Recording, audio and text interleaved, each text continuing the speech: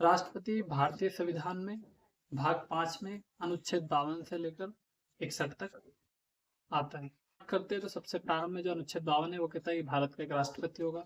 अनुच्छेद 53 कहता है कि राष्ट्रपति कार्यपालिक प्रमुख होगा। भारत की बात करते हैं तो भारत में राष्ट्रपति राज्य का प्रमुख, राष्ट्र का प्रथम नागरिक एवं राष्ट्रीय एकता एवं अखंडता का प्रतीक कहा जाता है।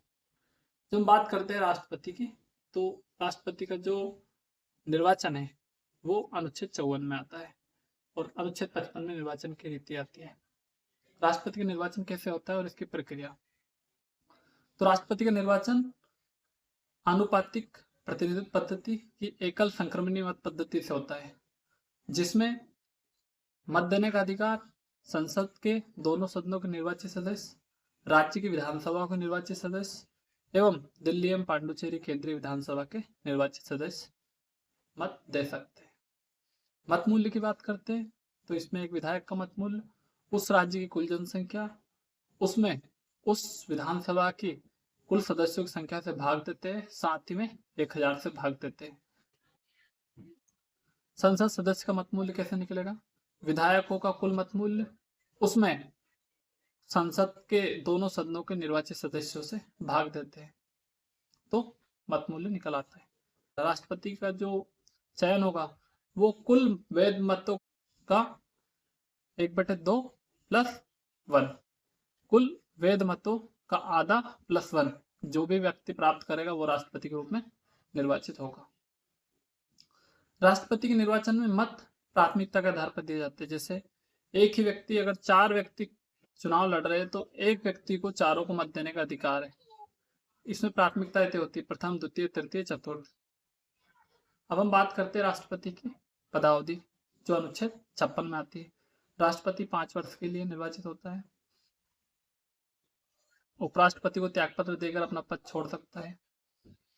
पद रिक्त हो जाता है जब 5 वर्ष का कार्यकाल पूरा हो जाता है। महाभियोग की प्रक्रिया के माध्यम से राष्ट्रपति हट जाते हैं, या फिर मृत्यु हो जाती है, या फिर निर्वाचन अवैध घोषित कर दिया जाता है। तो अनुच्छेद 57 उसमें राष्ट्रपति के लिए अर्हताएं दी गई, जैसे वो भारत का नागरिक होगा, 33 वर्ष की आयु पूर्ण करी होगी उसने, लोकसभा का सदस्य बनने के लिए योग्य होगा और लाभ के पद पर नहीं होगा।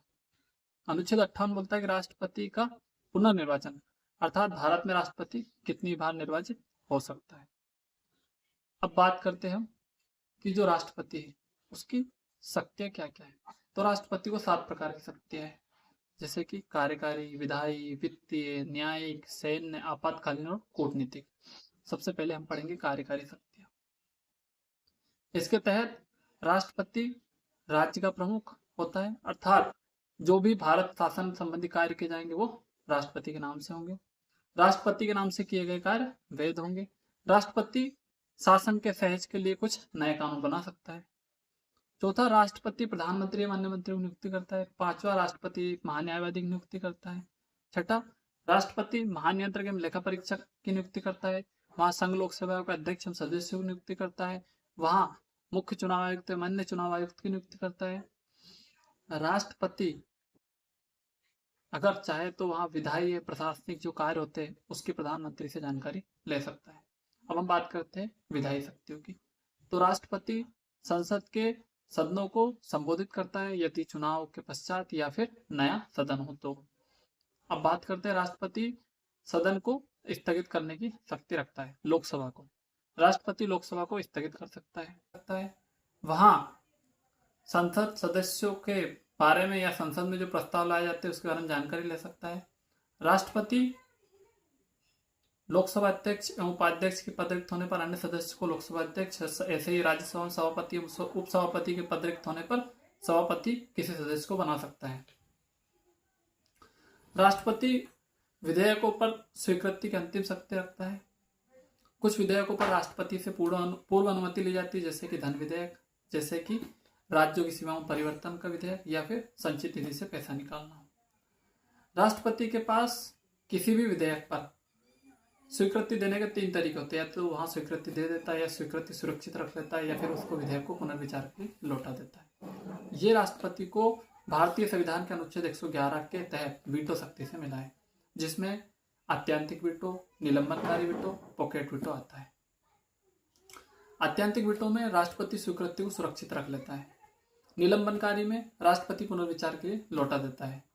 और पॉकेट वीटो जिसमें राष्ट्रपति कोई समय सीमा निर्धारित नहीं करता है और अपने पास रख लेता है विधेयक को। अब हम बात करते हैं कि राष्ट्रपति विधायी शक्तियों में राज्यों के लिए क्या करता है।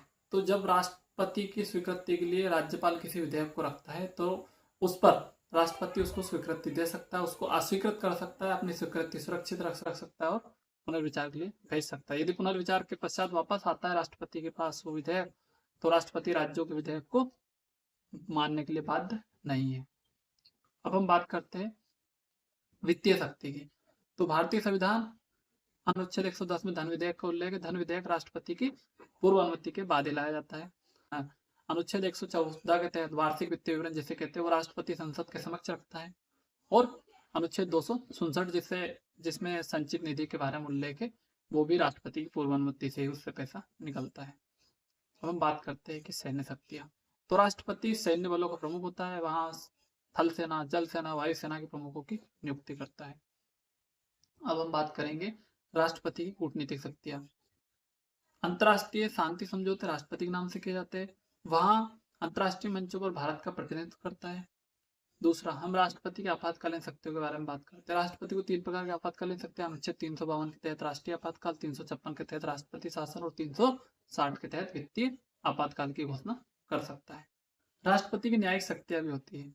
राष्ट्रपति उच्चतम न्यायालय के मुख्य न्यायाधीश और अन्य न्यायाधीशों की नियुक्ति करता है। वहां किसी विशेष महत्व के मुद्दे पर राष्ट्रपति सर्वोच्च न्यायालय सलाह ले सकता है और सलाह मानने के लिए बाध्य नहीं है। राष्ट्रपति को अनुच्छेद 72 के तहत क्षमादान की शक्ति है।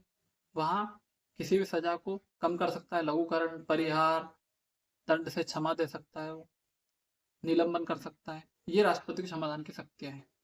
अब हम पढ़ेंगे कि राष्ट्रपति और महाभियोग की प्रक्रिया क्या है। तो भारतीय संविधान के अनुच्छेद 61 में राष्ट्रपति पर महाभियोग की प्रक्रिया बताई गई है। अनुच्छेद 61 के तहत राष्ट्रपति पर महाभियोग संविधान के उल्लंघन करने पर लगाया जा सकता है। जिसके तहत बात करते हैं हम, तो संसद के किसी भी सदन में यहाँ विधेयक लाया जा सकता है। जिस भी सदन में यहाँ प्रस्ताव लाया जाता है वहां के 1/4 सदस्यों को उस पर हस्ताक्षर होने चाहिए। 14 दिन का राष्ट्रपति को नोटिस दिया जाता है। इसमें दूसरा सदन उन आरोपों की जांच करता है और यदि वह सही पाता है तो वहां जो प्रस्ताव है उसको 2/3 विशेष बहुमत से पारित कर देता है। तो राष्ट्रपति को अपने पद से त्यागपत्र देना पड़ता है। उसी दिन से राष्ट्रपति हट जाते हैं।